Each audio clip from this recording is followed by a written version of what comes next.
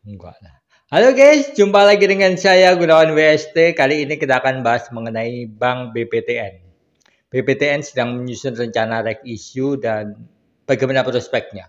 Apakah akan meledak seperti Bank BRI Syariah yang dulu pernah meledak atau cuma seperti BBYP yang sekarang ini anggot-anggotan gitu ya. Mau naik, mau turun, mau naik, mau turun. Oke, yang patut dicatat sekarang ini adalah bahwa rencana review ini akan melibatkan uang sebanyak 4,13 triliun. Jadi dana yang dihimpun dari review ini setidaknya akan mencapai 4,13 triliun dan patut dicatat bahwa ekuitas BPTN saat ini adalah 21,6 triliun rupiah. Artinya dana rekuisisi yang diterima nanti setidaknya akan menaikkan ekuitas perusahaan sebesar 20% dari sebelumnya. Ini tentu angka yang ya, tidak bisa dibilang besar, tapi juga tidak bisa dibilang kecil. Tapi setidaknya akan membantu perusahaan untuk efisienkan proses-proses produksinya, melakukan development produknya dan juga sistem manajemennya. Karena saat ini era digitalisasi, semua perusahaan membutuhkan dana segar. Rekomendasi dari lembaga sekuritas yang ada tentang reg issue BPTN ini. Yang pertama adalah dana reksa sekuritas. Merekomendasikan bahwa saham ini akan mencapai harganya di 2.500 pada tahun 2023 nanti. Kemudian Mandiri Sekuritas memprediksi akan naik sebesar 2.300 atau naik 64,29%. Kemudian MNC Sekuritas memprediksi sama 2.300 atau 64,29%. Kemudian RHB Sekuritas memprediksi angka di 2450 atau naik 7.075% dari angka yang saat video ini dibuat, harga sahamnya adalah 1.400. Keempat lembaga sekuritas tersebut memberikan kenaikan antara 65% sampai 80%. Angka yang cukup besar di tahun 2023. Tentu angka ini bisa dibilang wow ya. Siapa yang nggak mau uangnya naik 80% dalam waktu 1 tahun. Karena deposito pun nggak sampai segitu. Ya inilah salah satu kelebihannya pasar saham dibanding pasar uang ataupun pasar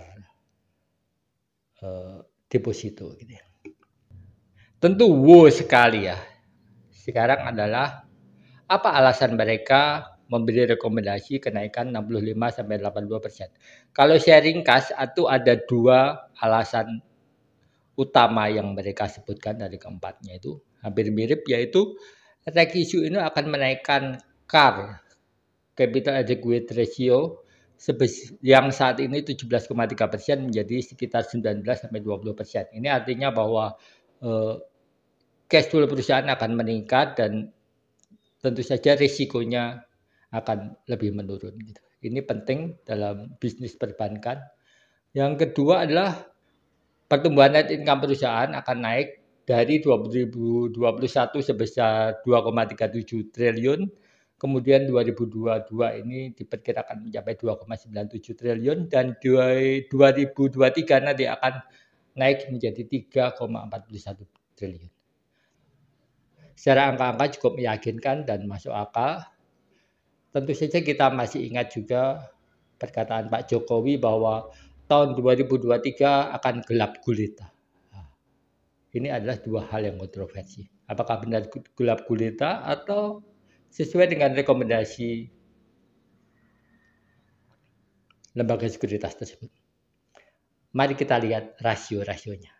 Setelah kita lihat pendapat dari lembaga sekuritas, kita saat ini dengarkan pendapat dari saya.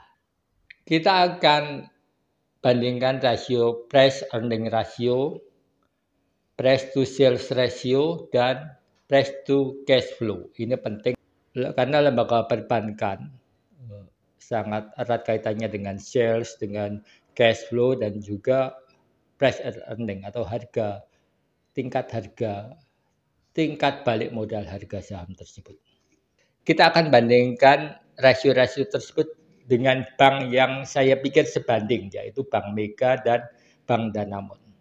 Karena secara bisnis dan juga ukuran ketiga bank ini hampir setara gitu ya, termasuk bank menengah yang cukup kuat.